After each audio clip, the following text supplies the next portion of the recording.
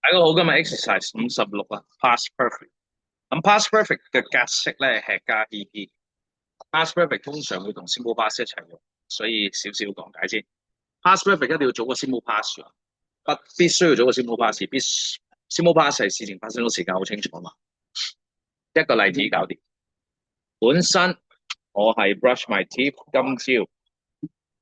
今朝 I brush my teeth at 7 this morning， 完成晒啦，simple past。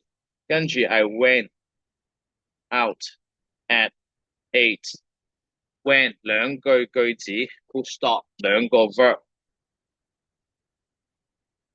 冇錯噶，但我想二駁一，我刷完牙之後先出門口噶嘛，喺呢個時候 after 連接詞出現啦，after I had brushed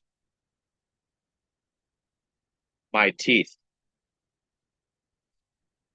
comma I went out， 喺呢個時候攝時間 this morning。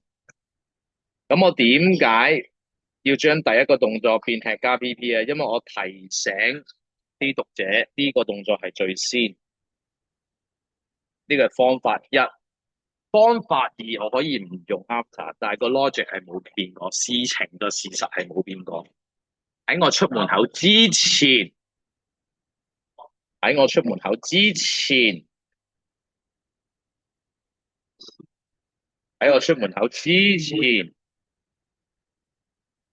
我刷咗牙。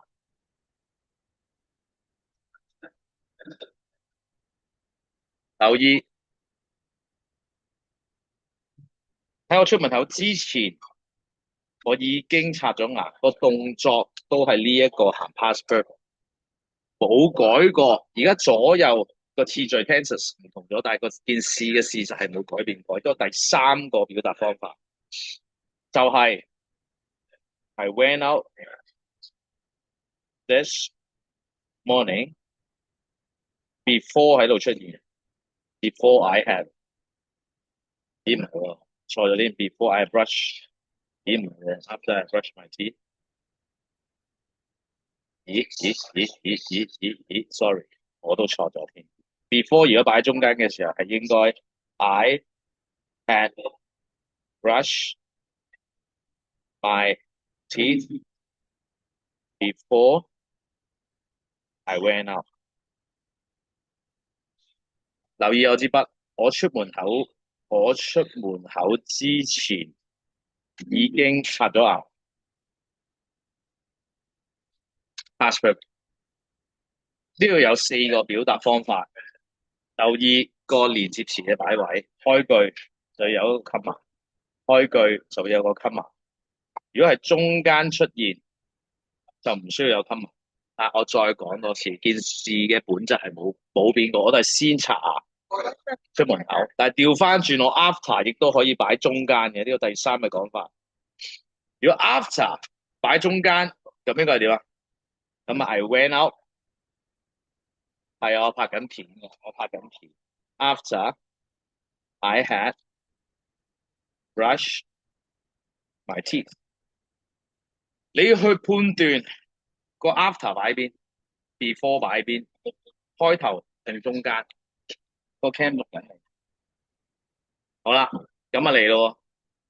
第一題，個 cam 錄緊你，翻埋嚟。佢話佢唔記得帶本書，佢話先啦，定係唔記得咗先？講嘢之前已經唔記得咁應該，所以係 said 語料應該 had forgotten。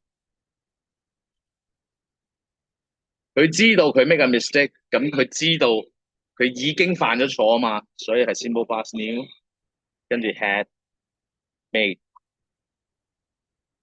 當我到嘅時候，我已經發現咗個 meeting 已經開始咗，咁即係到之前已經開始咗啦。咁呢一個咪加個 D 俾佢咯，呢一度咪 had 加 PP 別跟咯，就係咁簡單啫嘛。past perfect 你判斷個連接詞喺邊個位，logically 邊件事先嘅，你要 past perfect。有陣時 past perfect 會喺後，做晒完之後交俾我，識讀識解加油。